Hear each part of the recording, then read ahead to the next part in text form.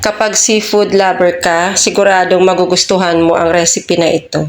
Ngayon, samahan niyo akong magluto ng isang masarap at creamy na seafood dish na siguradong bagay na bagay sa mainit na kanin, ang ating creamy garlic butter mix seafood.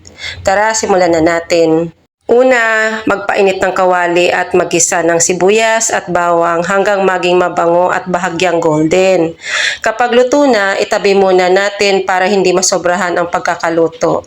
Sunod naman, lutuin natin ng bahagya ang ating seafoods. Unahin ang alimasag at hipon, pagkatapos ay ang tahong, at panghuli ang pusit.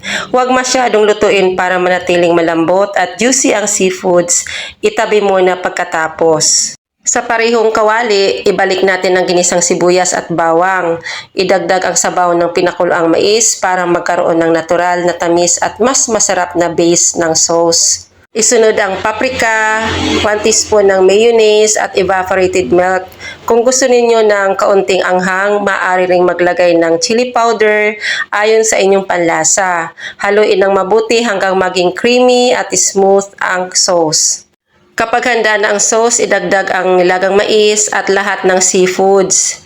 Haluin mabuti para bumalot ang creamy sauce sa bawat piraso ng seafoods.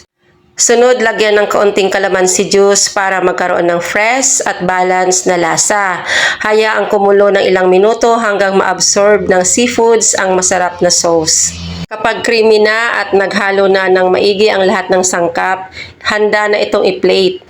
Para sa garnish, naglagay din ako ng sariwang basil. Bukod sa magandang tingnan, nagbibigay pa ito ng mabangong aroma na lalong nagpapasarap sa dish.